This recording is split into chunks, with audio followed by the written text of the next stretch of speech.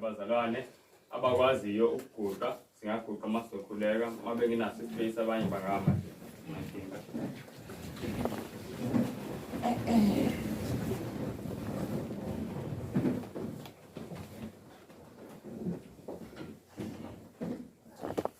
Tata nothando olumangalisa kakhulu siyazithoba phambi kwakho ngegama likaYesu Kristu.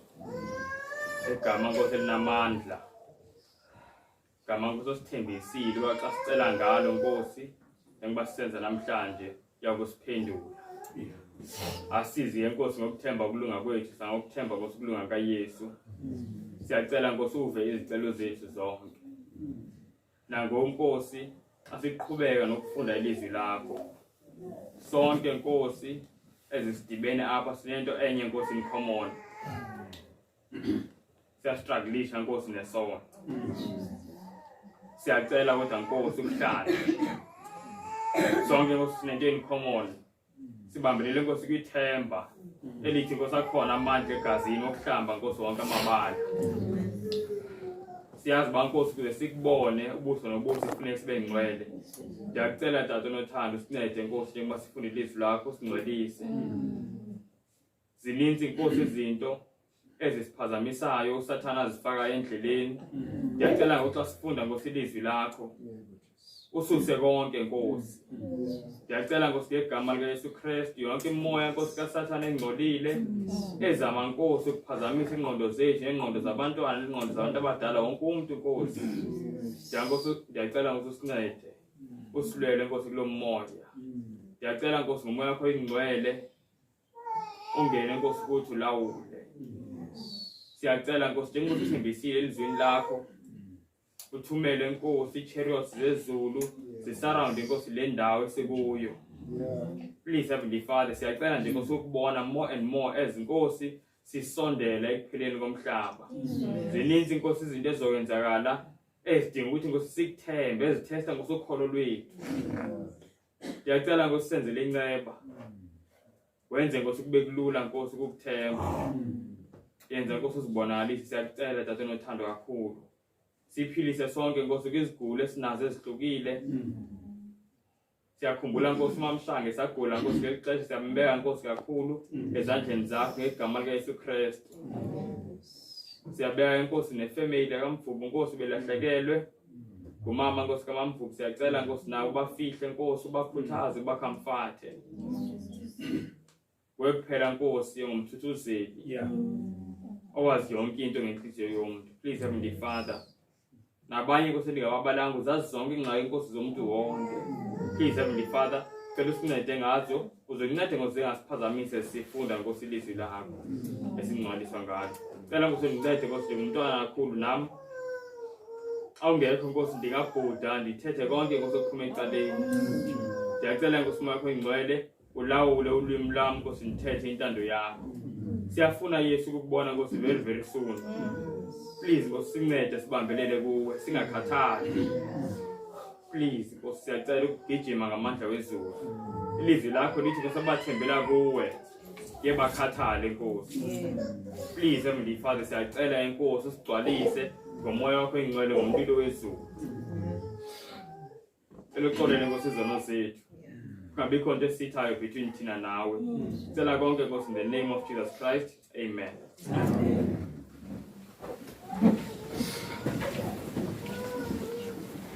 Bazalwane ngibingelele futhi ngegama likaJesu Kristu.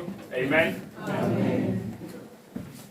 Bazalwane sizofunda nje namhlanje ngifisa senze nje isifundo esifishane. Siqhubeka kwizifundo zethu ze-sanctuary. Siqhubeka kwizifundo zezani bazalwane? Ze-sanctuary. Sifunda nge-sanctuary. Do you know bazalwane i-sanctuary sizobona namhlanje inempendulo ngayo yonke into. Do you know that bazalwane?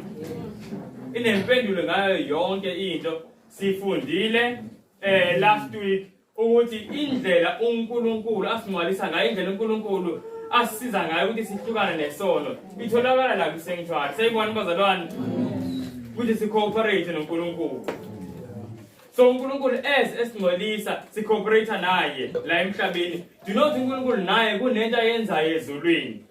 Le corporation angisho thina lebe siyifunda last week. Bana ikhumbulayo ngicela nje zazi u3 bazana into sesibukile. Bana uzikhumbulayo bazana ngicela uzongibala ngisho nibe yodwa ikhumbulayo. Into ezu3 ekumele sisenze mas cooperate noNkulunkulu ukuze singcwalise. Yebo sisini. Izwi umkhuleko umoya wengcwele uvangela. Yebo, sizazi u3 sase yizwi nomkhuleko nani futhi nokuvangela. Sekubona lo bazalwane, ukuvangela bazalwane kubalekile. Sasifunde iquotation kwincwadi Acts of the Apostles page 105. Ithi le ncwadi masifunda lapha ikhuluma ngokuvangela. Ithi the best way to find strength to resist temptation is in aggressive labor for the master. Sekhumbula bazalwane leyo nto? Kuthiwa strength to resist temptation is best gained through aggressive labor for the master. So ukuvangela kuzo zonke bazalwane yona neglectiwe. Ngoba yona edinga ukuthi umuntu azidele ngempela, kanti yona edingeka ngempela bazalwane. Ukuthi sisizane. Ukuvangela kona bazalwane ukwenza nje. Bible study kuphela, do you know that? Ukuvangela ukusiza umuntu olambile ukudla. Do you know that bazalwane? Ukuvangela ukusiza ogulayo, ukuthuthuzela okhalayo, konke lokho kudinga self denial.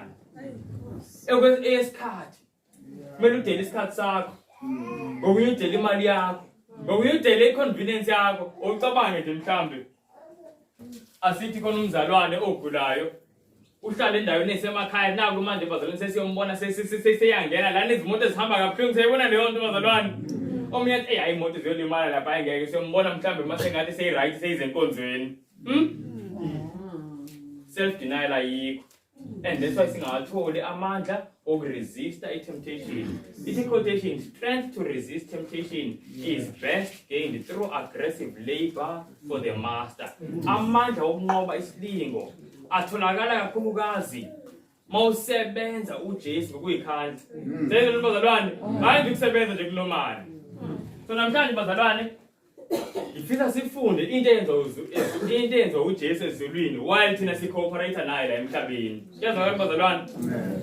Siyaqhubeka ngesanctuary. But before sifike kuyona, ngifisa nje sibuke ezinye izinto ezimbala ngesanctuary bazalwane ezibalulekile ezisizayo kule mpi esinayo nesono. Do you know bazalwane ukuthi impi esilwa nayo isono? Omunye uzothi impi esilwa nayo i-racism. Abantu bayibuya angisho manje izinto bazibuka ngakweloyo umuntu abantu ngabantu baxosha nje into ezincane. And do you know baxosha abantu ini ama-symptoms. Kuba khona umuntu mayigula kuba khona ama-symptoms and then bekhona i-cause. Sayizwa leyo nto bazalwane. Uyabona umuntu mhlawumbe egula asithi une-virus kenze kuthi akhohlele abe namafinyila avaleke esifuba. Sayizwa leyo nto bazalwane. Amani lawo ma-symptoms. Omunye uzothi inkinga ukhohlela. Eyinanga into eyinkinga. Umethi hayi ngeke ukhohlela kuyabekezeleka. Yabona baphuma amafinyila kwavaleka amakhala. Ugeji. Omunye athi ngeke uyinto encane leyo yakwazi ukuphefumula ngomlomo. Yabona inkinga yisifuba. Sebona leyo nto abantu baxosha inkinga. So nalapha emhlabeni kule great controversy besifunda ngayo ekseni. Abantu baxosha into ezihlukile. Izothi inkinga ikuhlupheka. Inkinga yini? I-racism. Omunye athi inkinga bazalwane ukufa. Do you know ukuthi zonke lezo zinto bazalwane zi-symptoms. Inkinga yisono. The real problem yisono. Ingakho uNkulunkulu exabene nesono futhi efuna ukusisiza ukuthi thina sixabane nani? Nesono. Angisasifundile bazalwane. Roma chapter 5 verse 12. Lithi iBhayibheli nge-English, wherefore as by one man sin entered into the world and death by sin. So death passed upon all men for all have sinned. Sebona lento bazalwane. Ithi ngomuntu oyedwa isono sangena emhlabeni nokufa ngesono. Hey bheke leqala phithini ukufa nesono. Isono ukuthi ukufa kungene ngesono. So uNkulunkulu behlosile ukuthi every time akhona umuntu ofayo sikhumbule ububi besono. Every time akhona umuntu esimthandayo le ngikhumbule ububi besono. uNkulunkulu do you know bazalwane ngikhuluma iqiniso. Yazi ukuthi akuzwakala kahle bazalwane. Do you know bazalwane I-suffering njengoba sila emhlabeni siyayidinga. Do you know the isipho? Befundile uba umsomo uthi uNkulunkulu kuJames chapter 1 verse 17. Uthi zonke izipho ezihle zivela kubani? kuNkulunkulu,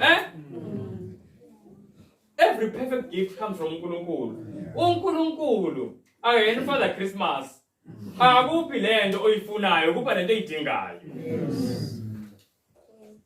And bazalwane, suffering is part of those gifts. Do you know that? Mawufunda kwincwadi, mhlawumbe sike siyifunde. Ngiyabona ke manje. Okay, asiyifundeni, it's fine. Asihambeni siye kuPhilippians chapter 1. Chapter 1 verse 29 very quick. Bazalwane. Chapter 1.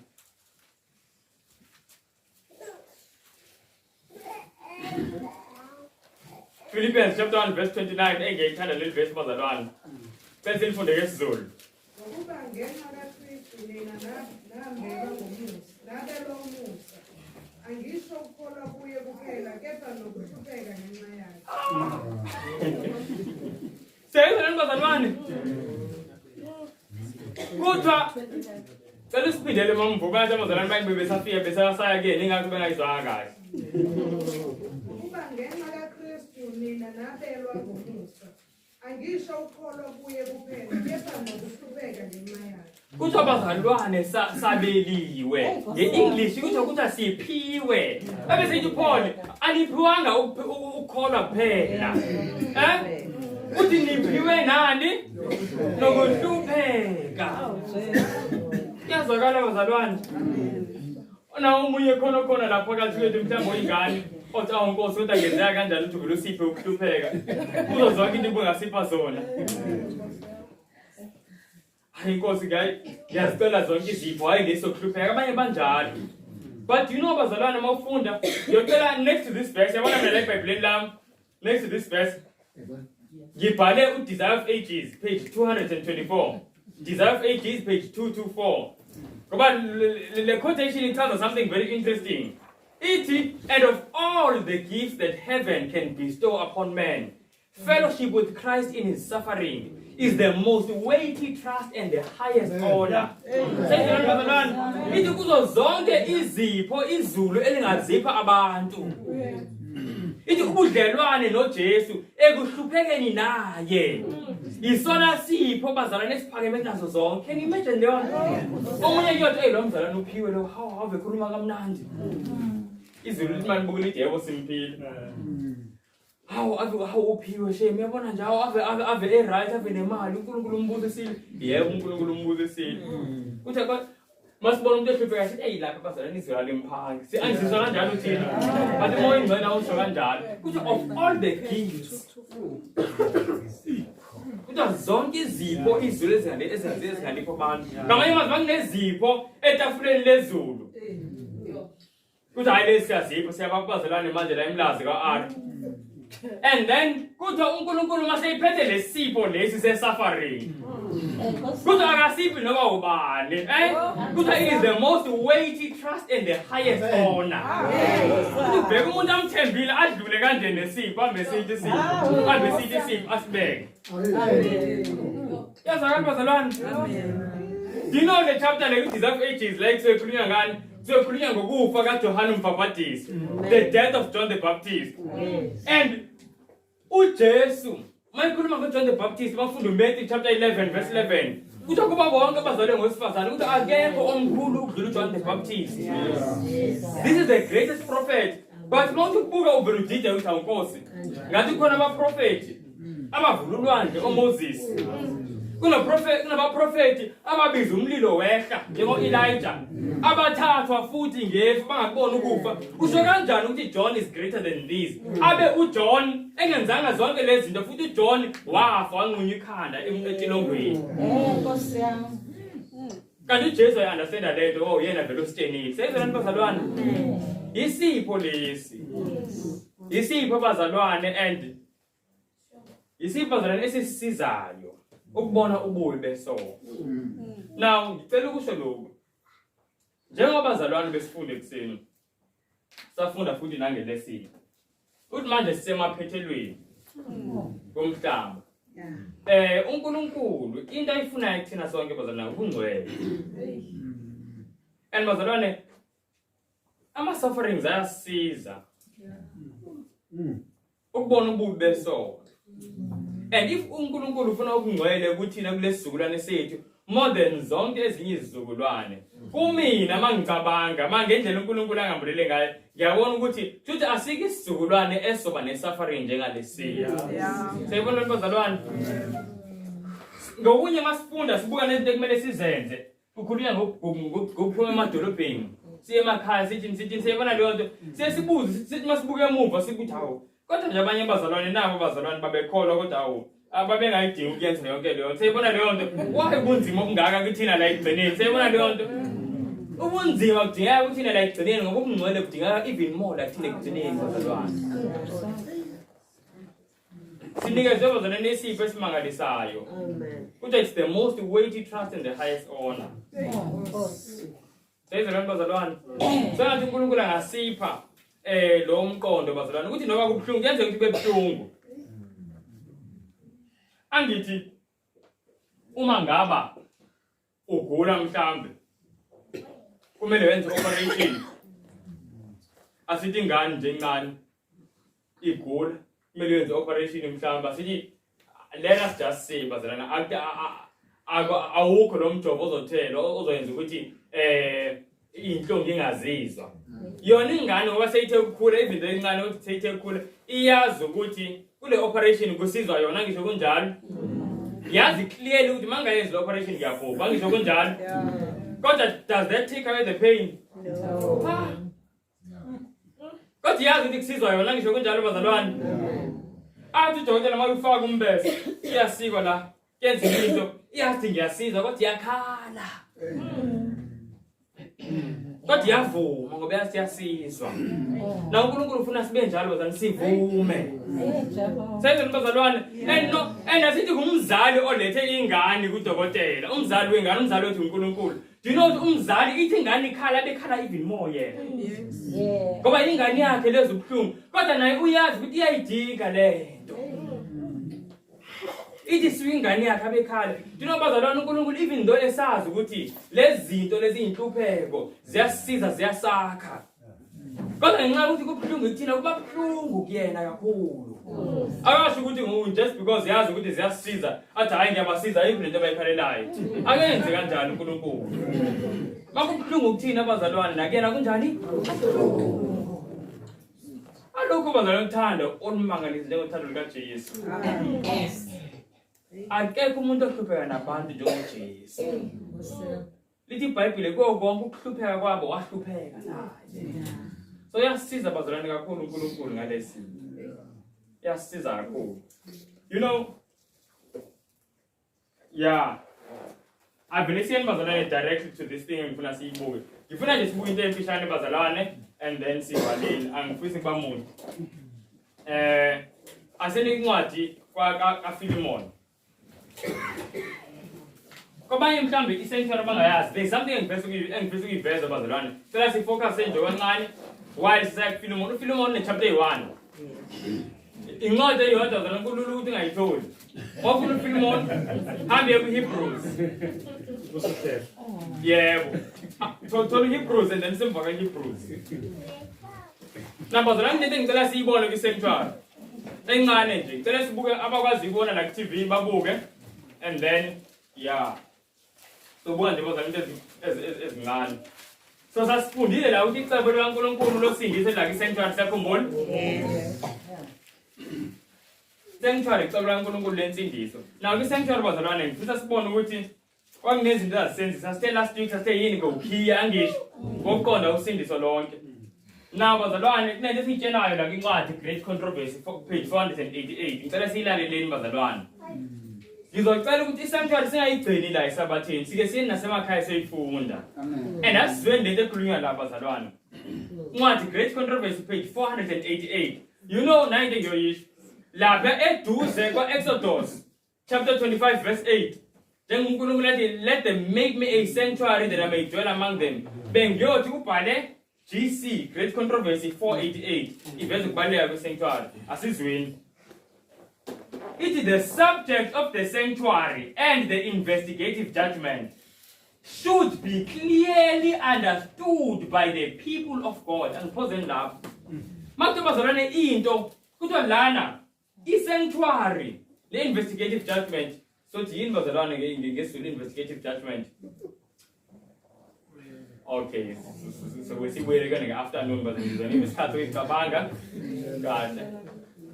Sizibona kahle. Kodwa ukuthi i-sanctuary investigative judgment kuthiwa kumele siqonde njengabantu bakaNkulunkulu. Siyibona bazalwane. Now akekho umuntu ongifuna phambi isandla. Kodwa ngifuna wonke umuntu azicabangelele. Ingaba ngiyayiqonda clearly ngempela yini sanctuary? Ingaba ngiyayiqonda ngempela clearly yini investigative judgment? So ibona ngeafternoon. And then kuthi abazalwane all need a knowledge for themselves of the position and work of their great high priest. Otherwise, it will be impossible for them to exercise the faith which is essential at this time. Or to occupy the position which God designs them to fill. Kuthi abazalwane masingaqondi lezi zinto ngesikwazi ukwenza lento uNkulunkulu athi asiyenze. Kuyazwakala abazalwane? Now uma ungayifundisa sanctuary ne-investigative judgment awuzo understand ukuthi yini ezongivimba la ukuthi ngingamthembi uNkulunkulu. Ngale ndlela ekumele ngimthembe ngayo namhlanje awuzokwazi. So bazalwane ibalekile lapho indaba ye-sanctuary iyasiza ukuthi sazi iposition ekumele si-occupy futhi ne-faith ekumele si-exercise ngalesikhathi sokugcina. Ake sikhuleni bazalwane. So ngizoyisummarize nje manje ngiyagijima-ke kuyona. Kunephathi engifuna ukuyoma kuyona. Kwi-sanctuary bazalwane kwakunama-services okuqala enziwa zinsuku zonke. Kwakufika bazalwane umuntu mayenze isono lokhu kuthola kuLeviticus nangivalela amavesi so asizowavula manje. Leviticus chapter 4 verse 27 to 31. Umuntu mayenze isono ifika athathe iwundlu sakhumbula noba yisiphi isilwane avume isono sakhe. Siyabona leyo nto and then transfer isono kuyena to isilwane and then ubani lo? Masika ubani lo?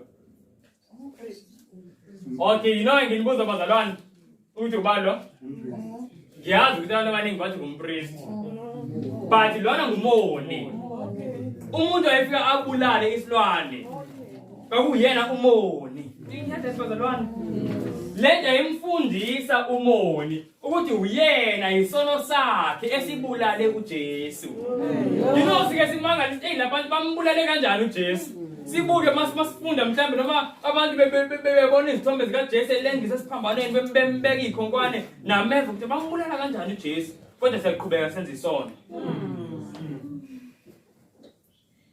I-sanctuary yayifundisa ukuthi umuntu responsible for i-death yalento le nami kade ayibulale wena.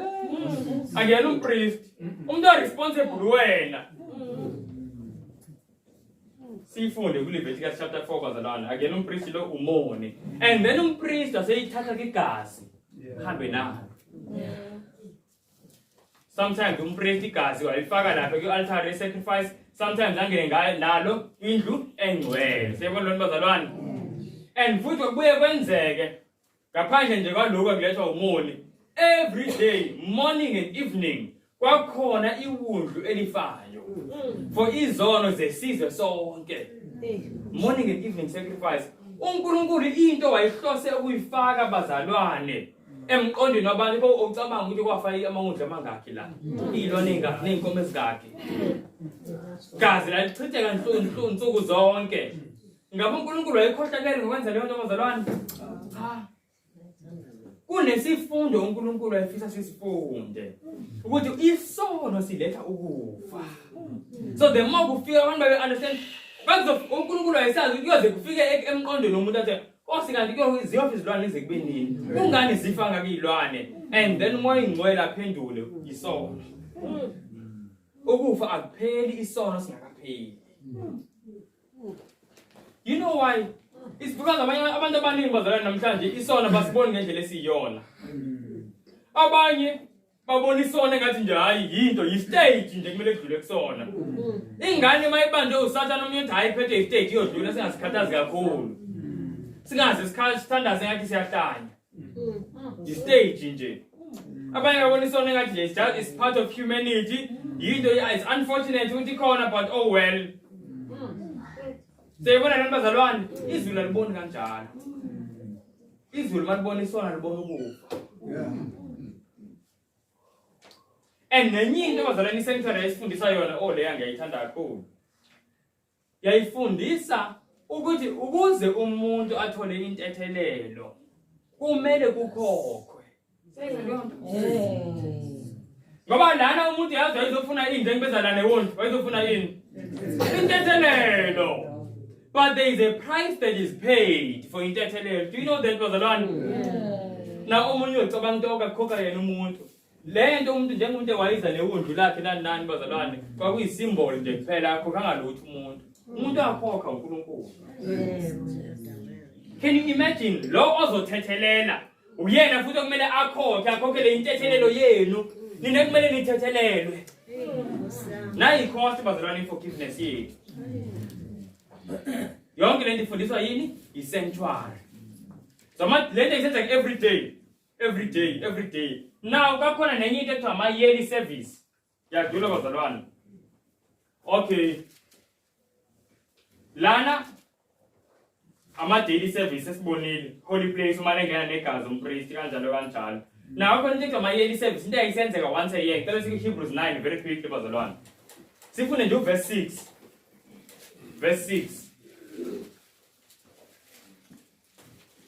khona into yasenzeka every day njengale siyibonile manje yokuhlatshwa kwewundlu umuntu mayezofuna intethelelo bese kuba khona le bazalwane isenzeka only once a year iyona ngifisa sihlale kuyona namhlanje then siyavala Hebrews 9 verse 6 kepha lezo zinto zilungisiwe ngokunjalo abaphristi bangena njalo etabanakele lokuqala befeza izinkonzo.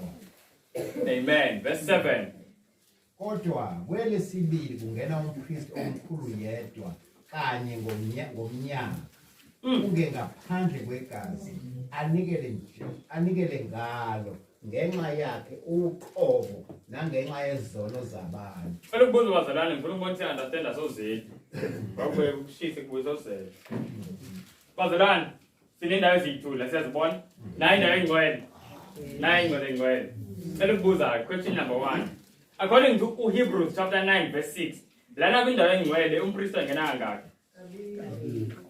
imani bazalwane khona impendulo engizile wena ngibona ngasana amaphutha amabili uqaka niyenza impendulo engingayizwa kahle and lesibili bengekho sandla futhi selisandla ke nempendulo eright bazalwane okay ngibone umamzo umuthi esikunike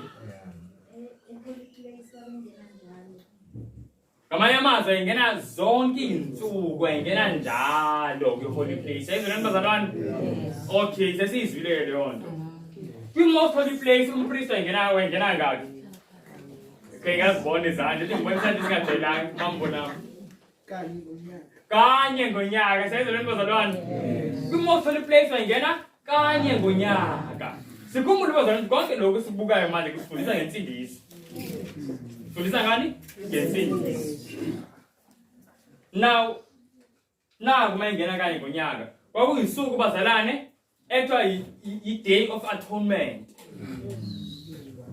mayingena lana umpriest bazalwane okaziyo ukuthi uzokwenza i-atonement uzohlanganisa abantu noNkulunkulu kwezinye indawo kuthiwa yisuku of cleansing the sanctuary kumele indlu engcwele ihlanzwe. Why kumele ihlanzwe kambi? Yinzono zabantu zansuku zonke leli gazi elimane lifefo labazalwane belithathiwe kwisilwane esesithelele izono zabantu yilona litransfera izono kule ndawo siyabona bazalwane into emehlweni kaNkulunkulu isona kuyona nje into vele iphele emoyeni into physical sasingena la isono njalo then once a year isono siyagezwa yagezwa indlu engcwele then siyathatha isono sonke somuntu obesivumile isono ekugcineni sobeka kwimbuzi sekhumbula kuthiwa ubani igama layo azayizele uLeviticus chapter 16 wonke lowo Leviticus chapter 16. So that happens once a year. Futhi bazalwane mawuthola kuLeviticus chapter 23 nangiyibhalile. Lolu suku lalaziwa futhi njengosuku lokwahlulela njengesuku le-judgment. Ngoba mawufunda kuverse 29 kaLeviticus 23 yila kuthiwa umuntu wayengazisoli ngesono sakhe senzile kuthiwa wayenqunywa kwisizwe sakaSirayeli. So ngamanye amazwi usuku lana kakudecide khona ukuthi ubani ozonqunywa ubani ozohlala abe yintwana kaNkulunkulu. Sayizwa lokho bazalwane. So yasayaziwa njenge-day of judgment. Icela ukuyichaza leyo la sizwe kahle. Ngoba masifike ukufunda nge-afternoon so idinga le understanding. Abantu babeza every day. Beza bezovuma izono. Bezovuma izono. And then once a year amthola. Into ayisenzeka once a year. During lesikhathi se-cleansing of the sanctuary la uNkulunkulu wayihlola ukuthi engabe umuntu uyazisola yini ngalesono ebecele ngaso intethelelo. Sayibona leyo bazalwane. Umuntu ubonakala kanjani mayisola from isono? Into bazalwane. Belizana. Umuntu ubonakala kanjani mayisola ngesono? Umuntu into mayiyenzile isola ngayo sibona kanjani? Uyasiyeka. Sayibona nje bazalwane, ngamanye amazwi ngalolu suku uNkulunkulu wayihlola ukuthi ubani osiyekile lesono ebecele sona into engaso intethelelo. Sayibona bazalwane. Futhi intethelelo namhlanje yebo. Sicela intethelelo kusasa, sicela intethelelo. Lezi usuku la uNkulunkulu ezobonke ingaba ngempela ubudlala ngaye noma isolo lesono siyekile ngempela yini na. Kuyazwakala bazalwane. That was the day of judgment. That's why yaziwa njengosuku le-judgment. So kwakusuku le-cleansing. Suku lokubuyiselana noNkulunkulu. Suku le-judgment. Leli once a year. And then after that masekuhambile imbuzi azayizele kuthiwa umpristi wayiphuma ayobabusisa abantu. NjengoJesu very soon ezophuma kwindawo bazalwane engcoleni wayo. All right. Ngicela ukubuza manje bazalwane. Manje ngizobuza ngifuna ubazalwane ngibana lalela.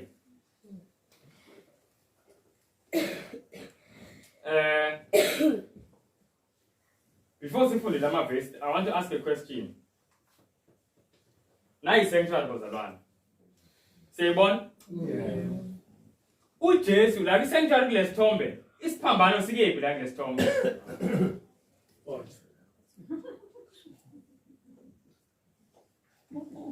Bazalwane, bawumthanda. Siyakhohlwa hayi siyangiyamcela ngoba ngisemusha. Yazi bafika i-student esiyisho esikoleni umuthi nje ebakumkhosa. Bazalwane isiphambano sikephi?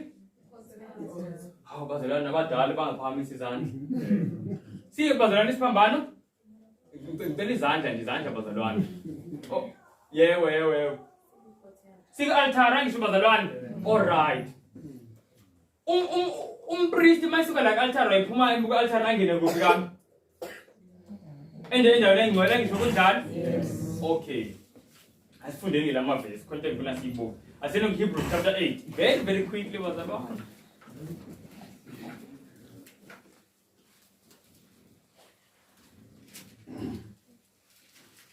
Very quickly. La mavesi bazalwane anamandla. Hebrews chapter 8 verse 1 and 2.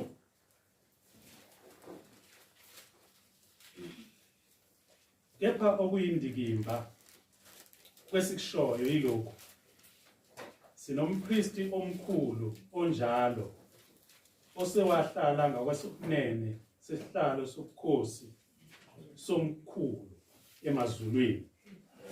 Isikhonzi sobungcwele nesethabanakele. Lempela elamiswa yinkosi kungemuva. Amen. Elizweni. Bazalwane ngisenzeka ngicela nje izandla very quickly niba a few seconds. From verse 1 no 2 sitholana. Yini nje umuntu ayitholayo ku verse 1 no 2. Sinompristi omkhulu. Okay, sinompristi omkhulu. Uphi umpristi omkhulu? Sele ngakwesokunene. Ngasokunene kaNkulunkulu. All right. Kephi bazalwane? Kephi emazulwini? All right. Kephi futhi kuthiwa uyisikhonzisana emini setabernacle. Siyibona leyo nto. So masihlanganisa verse 1 no 2 sitholani bazalwane? Kune tabernacle ezulwini. Siyibona bazalwane? Khona isanctuary ekephi? Esezulwini. uNkulunkulu ngoba efisa lento ukuthi ingene kuthini ayiphinda asibuke no verse 4 no 5 futhi.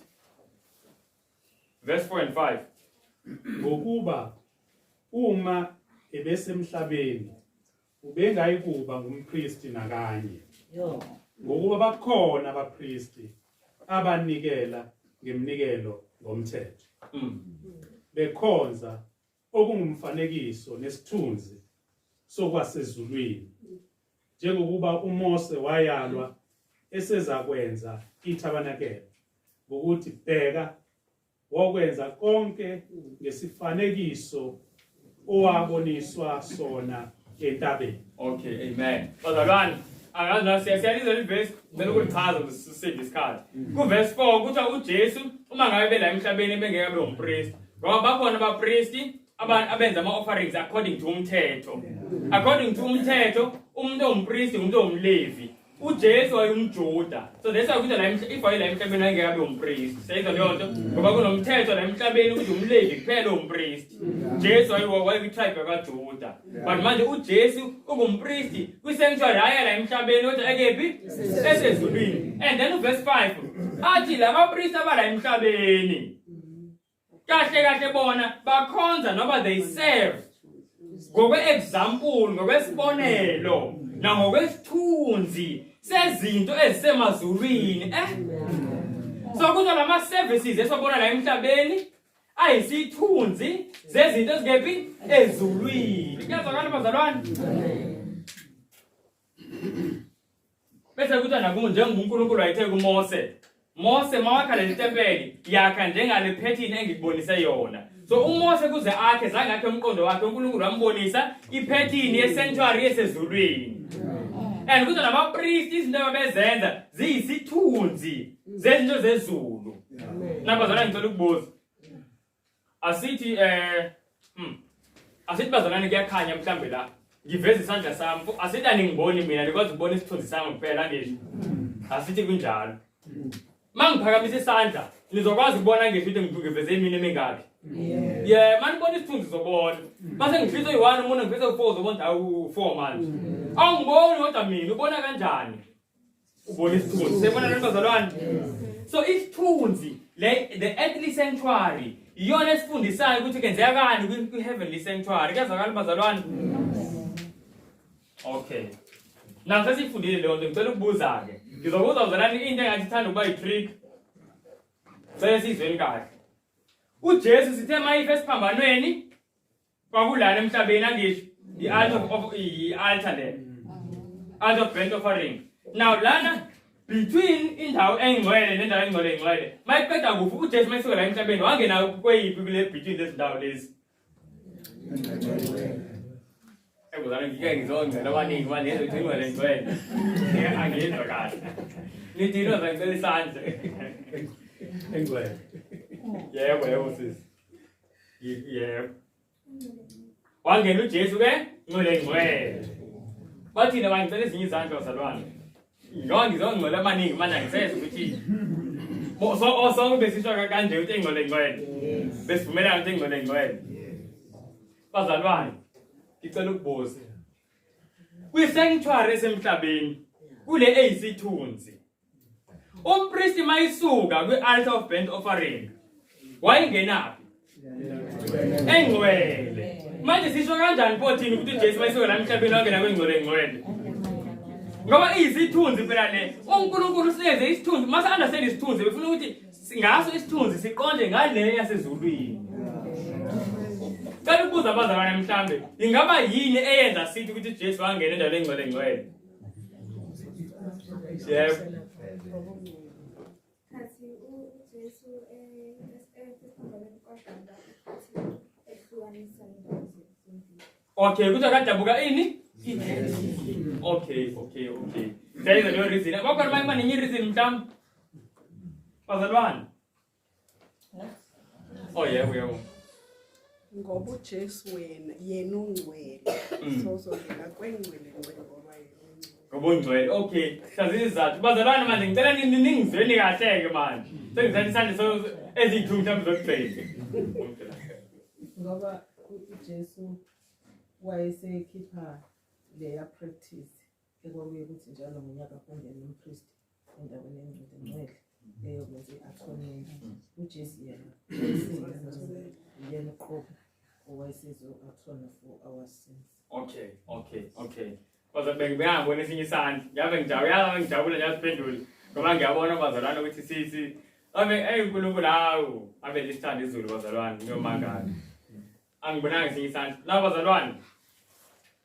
Before uNkulunkulu asinikeze i-sanctuary. Sasifundile ekuqaleni. La ngathi siqale sifunda the purpose of the sanctuary. Sakhumbula siqala ngayo ukuthi iqale kuGenesis chapter 3 ngekhathi kungena isono. uNkulunkulu zange abanikeze i-sanctuary lapho. Wabanikeza nje ama-sacrifices kuphela ngisho kunjalo. Yes. Lama sacrifices ayokhomba kubani? uJesu. Ayikho into engenamsebenzi. And then emva kwesikhathi almost 2500 years later uNkulunkulu wabanikeza i-sanctuary. Ebabonisa ukuthi kahle ukuxolela kezona akupheleli nje la ekuthini kufe uJesu noma kufe isilwane lesi. Kudinga ukuthi kube khona nompriest futhi ozolimela. Siyibona leyo nto? Kuze kube khona i-atonement ephelele. Then babona abantu thina besithi kuphelile esiphambanweni. Manje sayasikhanyisela ke sesibona kanti khona nento ebalulekile eyenziwa ezulwini. Sayizona bazalwane. Na bazalwane. Mayibanikeza i-sanctuary uNkulunkulu ubanikeza indawo engcwele nengcwele. Njalo umpriest mayisuka la ngaphandle la kuqeda kufa khona isilwane ungena kwindawo engcwele. Mayisuka la ungena kwindawo engcwele. And then azothi uNkulunkulu lento ayenza umpriest iyisithunzi sezinto zezulu. Kamanye amazwi izinto zezulu kumele silindele ukuthi kwenzekeni bazalwane. Angena kwindawo engcwele. Not engcwele. Sayithola bazalwane. Uqala ngenjani indawo ngengcwele. Now naye into ekufuna siyibuke. I-sanctuary bazalwane ine entrance eyodwa. By the way, ngiyayithanda iphendula sisi leyo ukuthi kadabuka. Lokudabuka lokwale veli kule sanctuary la emhlabeni yaseyiveza ukuthi kuphelile ngesanctuary la emhlabeni. Amen. Sayibona leyo bazalwane, i-covenant entsha idila ne-sanctuary esezulwini. That's why mawufunda uHebrews chapter 9 verse 1 uthi Paul uthi wherefore the new covenant also has i-sanctuary nayo kahle ngiyaparaphrase nje uthi nayo i-covenant entsha ine-sanctuary nayo. So meaning both of these covenants are sanctuary. But all covenant sanctuary ayisemhlabeni. I-covenant entsha sanctuary kephi sezulwini yangempela. Kuyazwakala bazalwane. And inye into bengizoyisho i-sanctuary inomnyango oyi-1. If unomuzi kulomuzi kunomnyango oyi-1 and ungena ekitchen before uye mhlambe emakamereni uyakwazi ukufika emakamereni ungaqala ekitchen so Jesu ayikho indlela angafika la engadlulanga la kwindawo engcwele. First is the holy place, then the most holy place. Kuyazwakala bazalwane. Now ngiyajabula lento ivele. Abanye bazothi akekho okhululoyishilo la ngingane bengizinje mhlawumbe khona zothi. Abanye bazothi sithi uJesu wangena kwindawo engcwele ngenxa yokuthi iBhayibheli lithi uJesu wahlala ngasekunene kaNkulunkulu. Sayizwa leyo nto? So abanye abantu abaningi bathi hayi i-throne kaNkulunkulu phela ikephi kwingcwele angisho. Therefore uJesu kwindawo engcwele. Kodwa kukho njalo bazalwane. Mawufunda kwincwadi kaDaniel chapter 7 verse 9 ngiyadlula nje la bazalwane. Kodwa ngiyafisa iqonde ngoba manje sikunento sesiyigeyinile.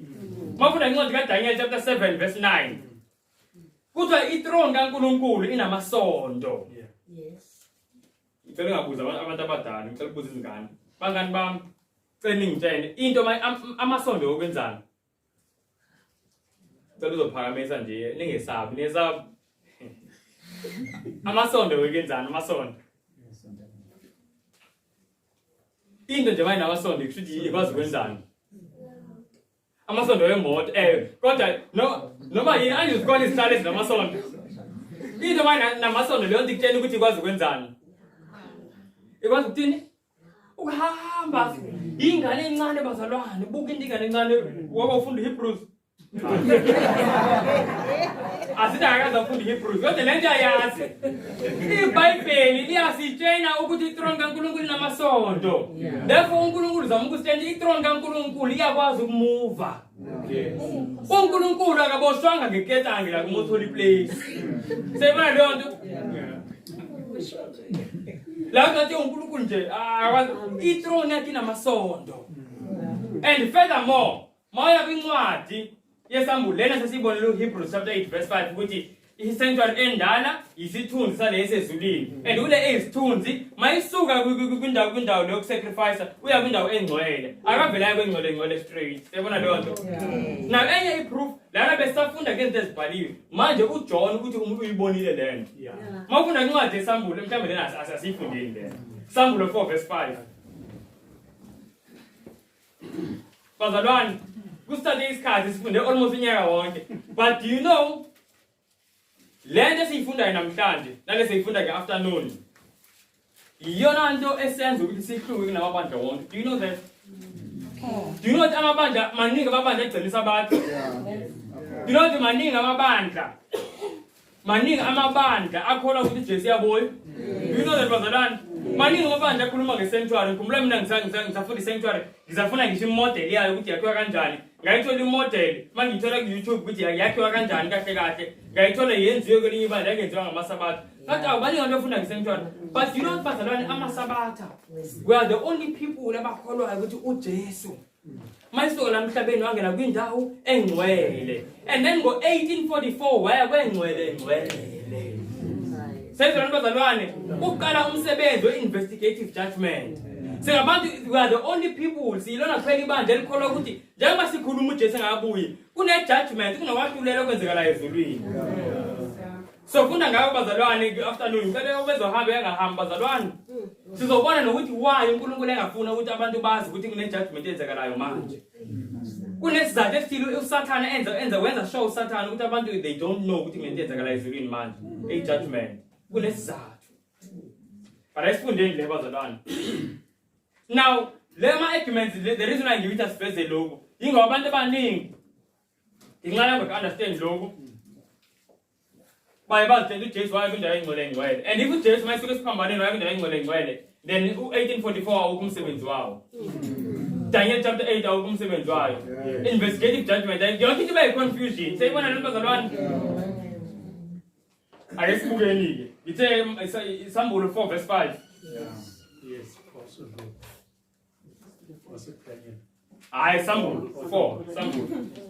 Sambulo 4 verse 5. Nasesihlalweni sobukhosi kwaphuma imibani namazwi nokuduma nezibani zomlilo ezisikhombisa zavutha phambi kwesihlalo sobukhosi ezingomoya abayisikhombisa bakaNkulunkulu. Let's move lapha. Lana kukhulunywa ngethrone kaNkulunkulu. Ithanda nge-English. It and out of the throne proceeded lightnings and thunderings and voices. And there were 7 lamps of fire burning before the throne, which were the 7 spirits of God. That is equals in love. Is a both of us alone. Ama 7 lamps, ama candle law 7. So sanctuary la mhlabeni sasathola kuphi? Kwindawo engcwele nobengcwele. Yeah, was alone.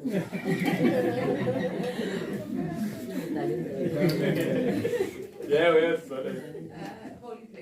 holy place kwindawo enjani engcwele. Now ukuthiwa lana kwabonakala ithrone kaNkulunkulu isihlalo sobukhosi bakhe siseduze nalamakhandlela the 7 burning sticks ebona leyo nto.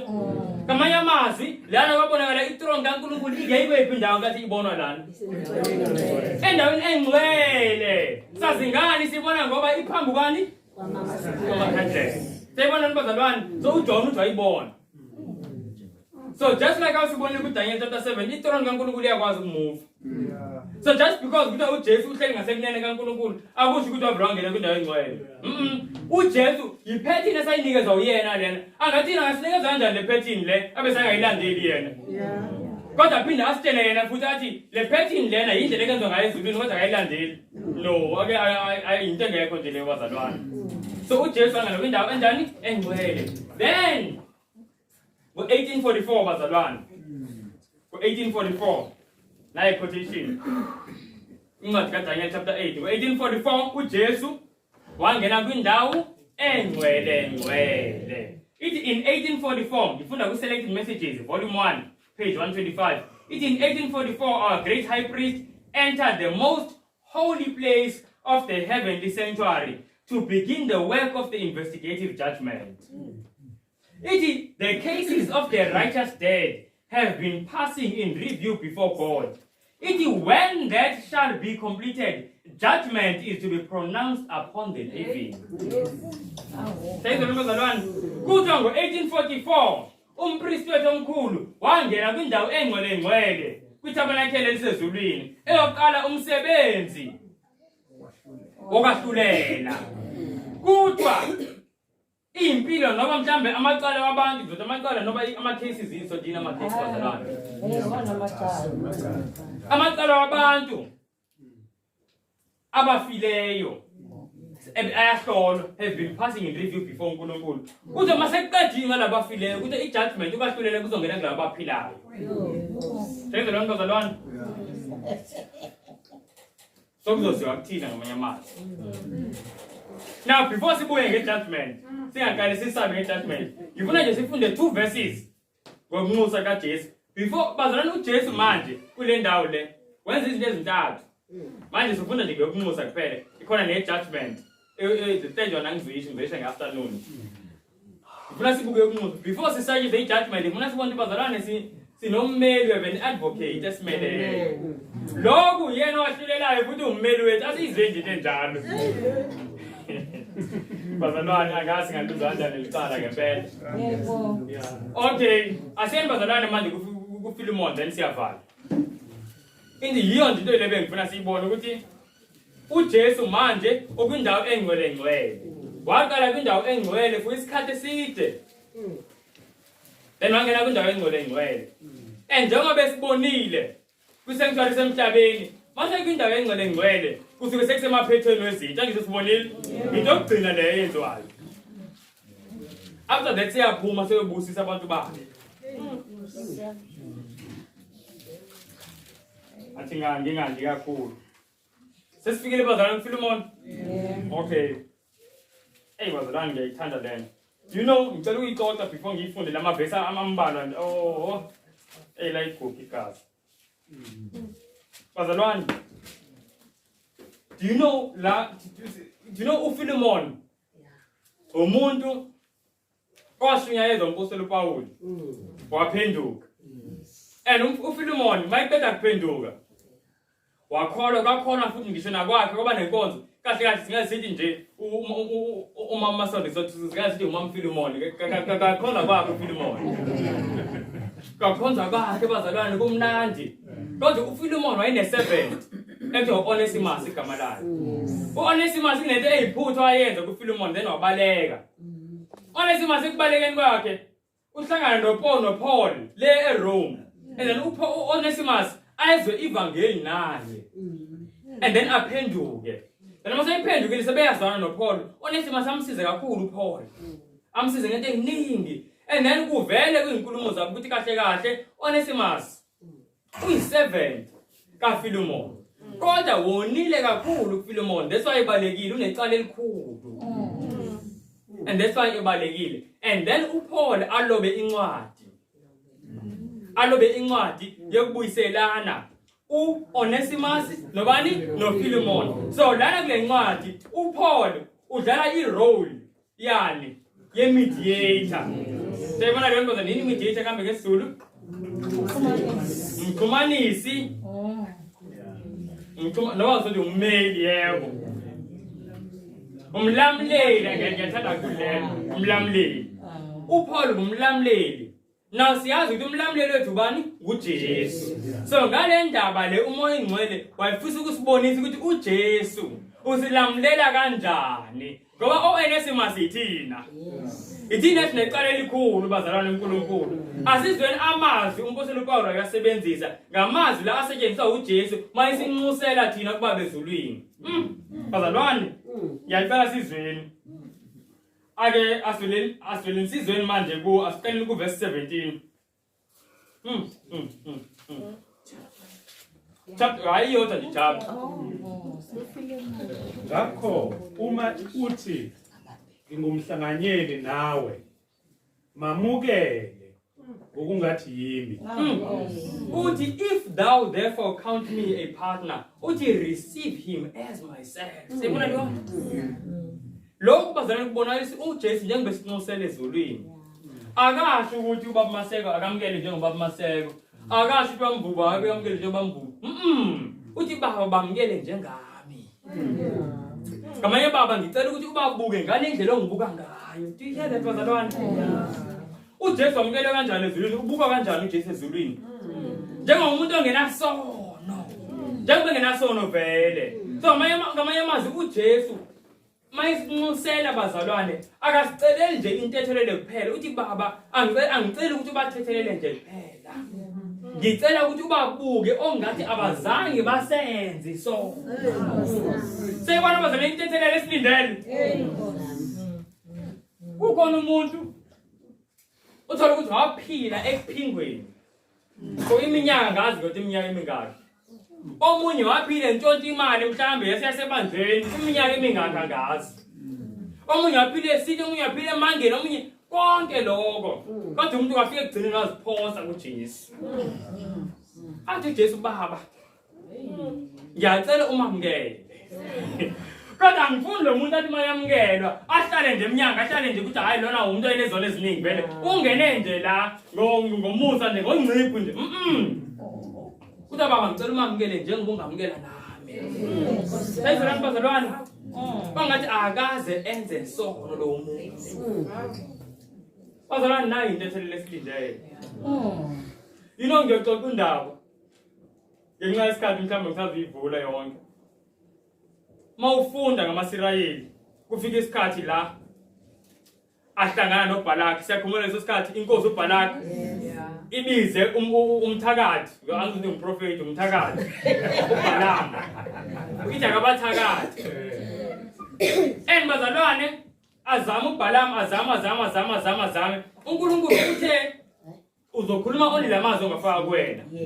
So uNkulunkulu efaka amazwi emlonyeni kaBalaam. Dino ukuthi bazalwane kunamazwi uNkulunkulu awafakayo emlonyeni kaBalaam angimangalisa ngendlela asikisiwe asibheke nje wona kuphela sini kuNumbers 23. Funa sibone bazalwane ukuthi uNkulunkulu mayisithethelele izono zethu uwenza kanjani. Kuyamangalisa. Kuyamangalisa bazalwane into uJesu asinxusela yona. Mina bazalwane lezi ezikhuluma ngesono makhuluma into ezikanje. Mhlamba ngazi ngoba izono zami zaziziningi kakhulu. Ngiyajabula kakhulu makhuluma into kanje. Laba bazalwane uNkulunkulu akhohle yonke into kuyenze. Imagine leyo nto. Now, mawufika la kuNumbers chapter 23, ikule verse esolifunda. AmaSirayeli bazalwane kade ahamba noNkulunkulu emthuka emona siyakhumbula ngisho. Kade kaningi. Wazi uNkulunkulu waletha ngisho nezinyoka zibalunga siyakhumbula. And then labo belunya izinyoka yilabo bavuma izono zabo bacela intethelelo. Buka ke manje uNkulunkulu uthini concerning amaSirayeli. Uthini ngabo? SikuNumbers chapter 23 angisho bazalwane. Yo. Asifundeni nje verse 21.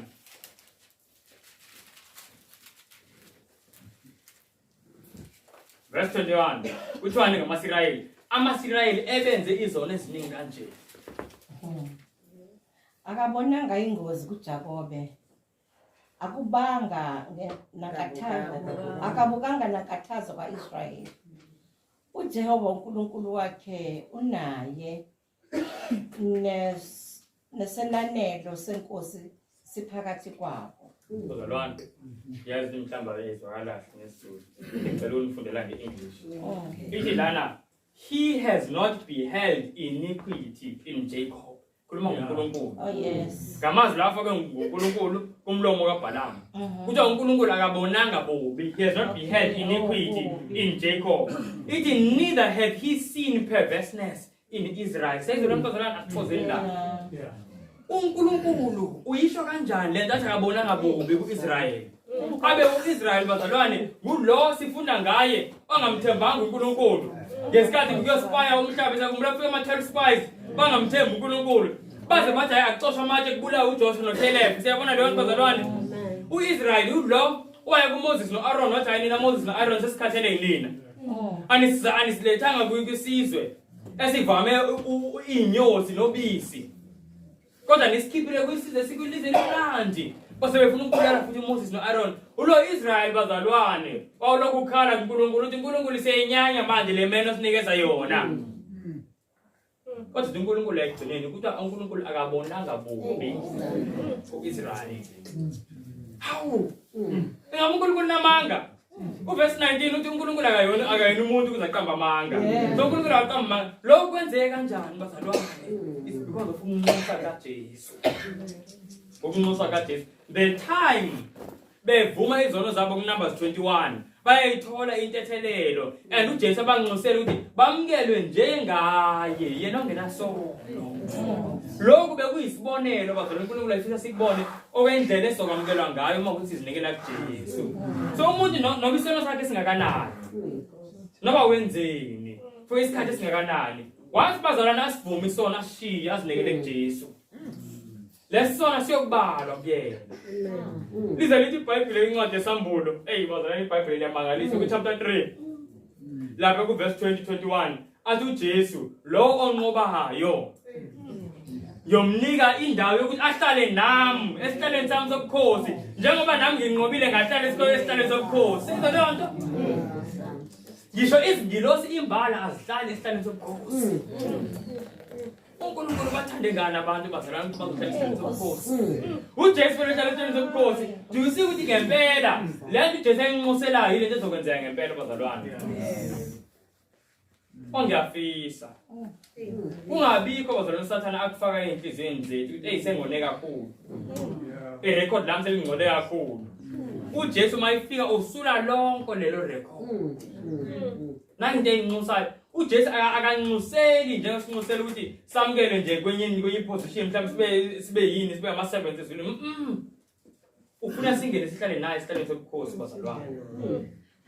Ivesi elilandelayo ngibani sekufilipi osekuFilemoni.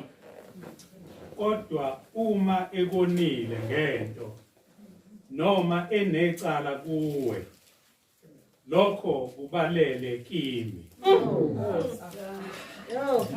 Nayenza bazalwane amazwi kaJesu ithi nge-English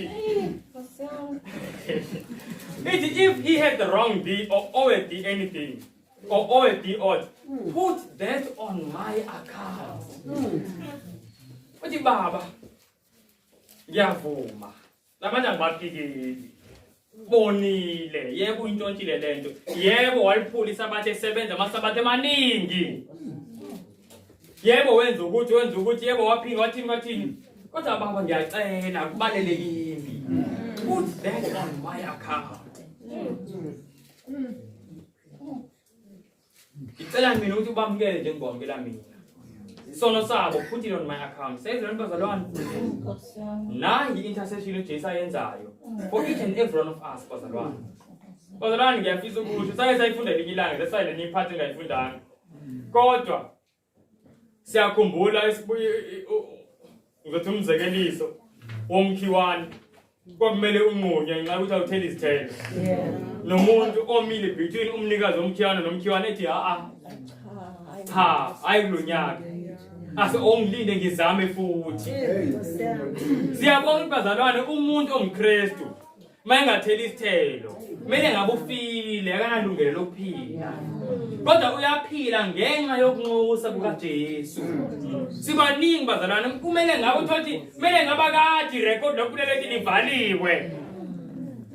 Sonke wayedlala ngoNkulunkulu uyesabatheni uphuma nothing. Uzophuma namhlanje uyophuza. Siphuma namhlanje uya kuma boyfriend kuma girlfriend. Siyabona leyo nto? Jesu ame athi baba ngizazomzama. Uthi ngoba lo muntu akatheli nje la. Futhi ngaphandle ukuthi akatheli wenza nabanye ukuthi bahlambalaza igama likaNkulunkulu. Ngoba mayiphuma la inkonzo yenza lezi zinto ukuthi awunanga umuntu ethi ungikristu. Siphakame isandla sinegazi namanxeba.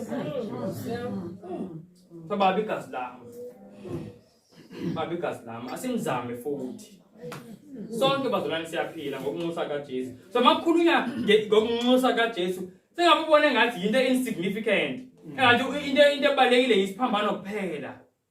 Nanamhlanje uJesu yasebenza. Thina sizitshela uJesu use holiday ezulwini angisho. UJesu bazalwane akana holiday. Iholiday kaJesu lofika bazalwane mase kuphelile yonke lempi. Ingilosi ziyamangala masibuka uthando lukaJesu. uJesu washiya izulu wasifela. Ongathi lokho bengingenelanga uJesu wakhuphuka ezulwini, then manje uyasinxusela. Uyona umsebenzi awenzayo. Umele thina nje kuphela. Can you imagine lonke? Umzuzu nomzuzu umuntu awuphilayo uthengwe ngokunxusa kukaJesu. Kodwa thina kunzima nje ukuthi uJesu umnika isikhashana nje. Kunzima nje ukuthi sishintshe nje. Oh bazalwane, we understand. Yazi iziningi bazalwane esizifundile. And lezinto bazalwane esifunda nje. Insuku ziyaphela, asibana sonjalo lesikhathi. Manje uNkulunkulu angasiza bazalwane. Konke sikufundayo sikuthathe very seriously. Ayikho into uNkulunkulu ayikhuluma ngenamsebenzi. Indlela esiphila ngayo. Sasikhulumela last week nge-influence. Besile namhlanje inkulumo seyivala nje inkulumo yasekuseni, ikhuluma ngamafoni ngobungozi bawo. Sasikhulumile ngezinye izinsuku bazalwane. Ngendlela kumele sibe yiyona ngokugqoka. Mawukuthi sifuna ukusebenzela izulu. Angeke bazalwane usebenzele izulu. uJehova ngeke umbhobho wezulu. Uhamba ugqoma miniskirt. Uveze ama cleavage. Seyibona lonto. Ziningi eziphazamisa abantu. So ngempela thina masifuna okwethu. Uyiqathi ukuthi uNkulunkulu sikubeka ecaleni. Kodwa siyafunda nako uNkulunkulu bazalwane esenzela okuningi kangaka.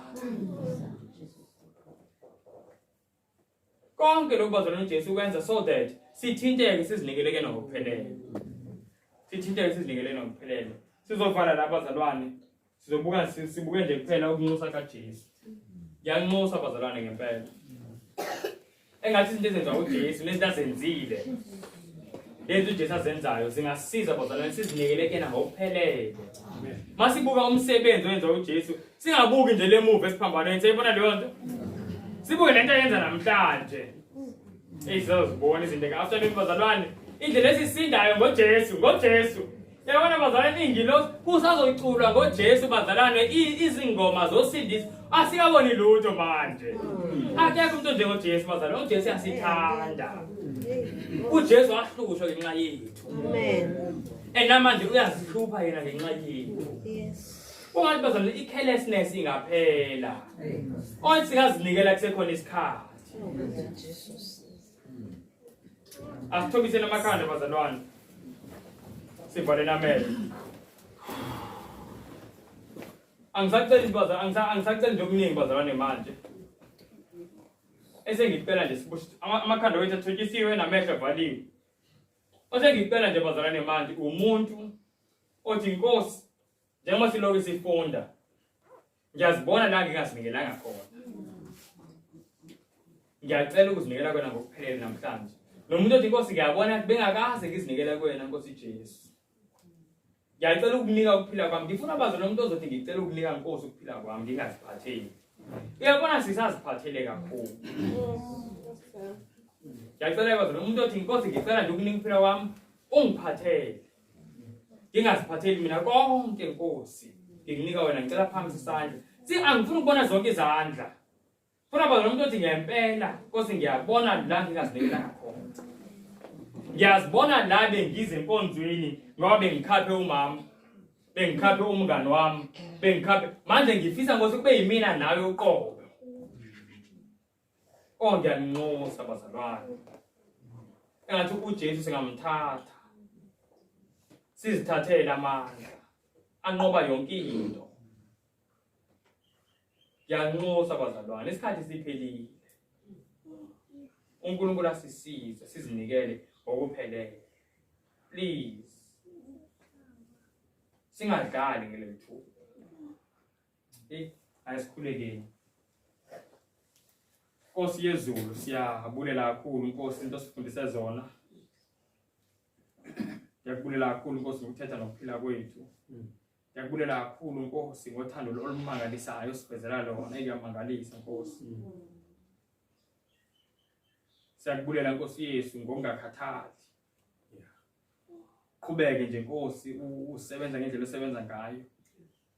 Sithi Nkosi sikuphoxe kangaka. Countless times Nkosi siyaphinda phinda. Kodwa Nkosi uyaqhubeka. Yasiqiniseka. Kufanele basifile Nkosi, kufanele basifile. So ndiyacela Nkosi nazi izandla ziphakeme. Cela Nkosi amandla wezulu ancede abantwana bakho. Please Father, kungabi i-tradition nje le Nkosi yokuphakamisa izandla. Kungabi i-tradition Nkosi ukudibana kwethu apha sifunde ilizwi lakho. Ndiyacela Nkosi yezulu ukutshintshe Nkosi impilo zethu sonke. Sonke Nkosi siyakudinga ubungcwele obuza ngegazi lika Yesu. Siyacela Nkosi ukufumana ubungcwele. Alube nathi Nkosi sizophuma siye kulunch. Futhi uncede Nkosi ingqondo zethu zihlale ezwini lakho, zihlale nje kakhulu izinto esizifundile. Ndiyacela Nkosi sixolele lapho singenzanga kakuhle. Apho Nkosi besingaboni kakuhle Nkosi and therefore singenzi kakuhle nakhona ngicela usixolele. Cela Nkosi umane uzivula nje izinto Nkosi. Sizicinga more and more zicace Nkosi enhlizweni zethu. Please Lord. Sincede Nkosi sicela konke ngegama elihle likaYesu Kristu waseNazaretha. Amen.